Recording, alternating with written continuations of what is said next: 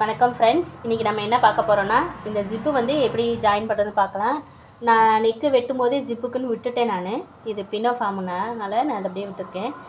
இந்த அளவுக்கு நான் மடிக்க போகிறேன். அதனால் நான் உங்களுக்கு தெரியணுங்கிறதுக்காண்டி நான் சாப்பீஸில் போட்டிருக்கேன். இந்த பாருங்கள், இது எப்படி அடிக்கிறதுன்னு காமிக்கிறேன். டேரெக்டாக ஜிப்பில் வச்சு சிங்கிள் ஃபுட் போட்டும் போடலாம். இப்போ டபுள் ஃபுட் இருக்கும்போது இது எப்படி அடிக்கிறதுன்னு சொல்கிறேன். பாருங்கள், இந்த ஜிப்பு இப்படி இருக்குங்களா? இப்போ இது இப்படி இருக்கா? இது என்ன செய்யணுங்கன்னா, இப்படியே திருப்பிடுங்க. திருப்பிட்டு இந்த கோட்டு மேலேயே வந்து நீங்கள் இப்படி வச்சு அடிக்கணும். மேலே நான் எக்ஸ்ட்ரா விட்டுக்கிறேன். நான் அதை கட் பண்ணிவிட்டு கிராஸ் பீஸ் கொடுத்துருவேன்.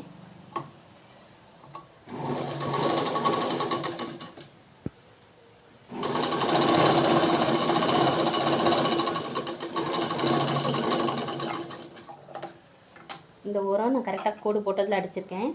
இது என்ன செய்கிறேன்னா, இப்படி கொஞ்சம் தள்ளி இப்படி ஃபினிஷ் பண்ணிடுறோம். இப்படி இருக்குதுங்களா? இதை கொஞ்சம் தள்ளி இப்படி உள்ளே அடிச்சிங்கன்னா ஜிப்பு உள்ளே போயிடும்.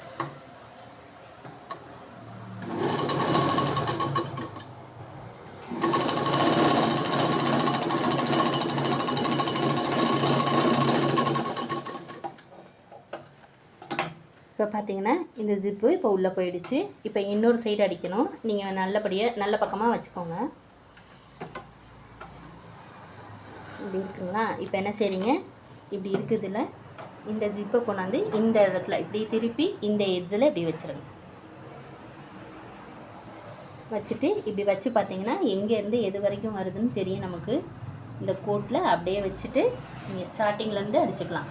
பின் போட்டுட்டு அடிக்கிறதுனால நீங்கள் அடிச்சுக்கலாம். முன்ன பின்ன வராமல் சரியாக இருக்கான்னு மட்டும் பார்த்துக்கலாம்.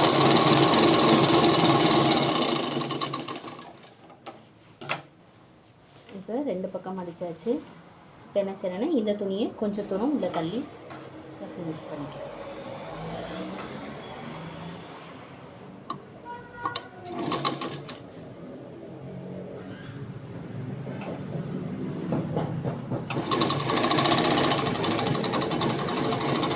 சிங்கிள் போட்டு யூஸ் பண்ணி அடிச்சிங்கன்னா இன்னும் நல்லா ஜிப்பு கரெக்டாக ஒட்டி வரும். உங்களுக்கு ஒன்றும் டிஃப்ரென்ஸ் தெரியாது, கேப் தெரியாமல் வரும். பாருங்கள், இப்போ நான் ஜிப் அடிச்சுட்டேன். இப்போ நான் மேலே கிராஸ் பீஸ் கொடுக்கும்போது இந்த தேவையான அளவு நான் கட் பண்ணிக்கிறேன். ஓகேங்களா? இதுதான் ஈஸியாக தைச்சிக்கலாம். Thank you friends.